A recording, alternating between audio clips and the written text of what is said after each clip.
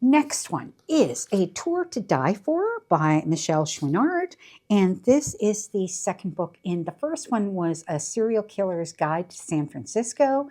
So she is a tour guide and she gives tours of locations where killings have occurred. Now, not just serial killers, but also like mass killings, things like that, that go back in history to like Gold Coast time. So she really kind of covers the spectrum when it comes to that sort of thing. But she also kind of gets sort of thrown into the deep end on investigations. Now, the first book dealt with her dealing with the aftermath of her grandfather had been a convicted serial killer, and she had never believed that he had actually done it.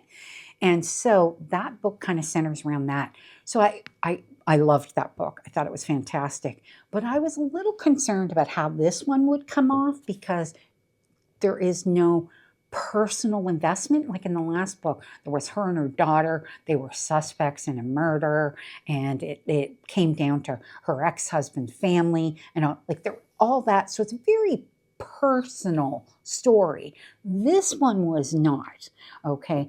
And I read it as an arc. I have not read the printed book. I read it as an uncompleted arc. So I knew I wanted to get this anyway because I have the first one, and I did like it enough. I didn't like it as much.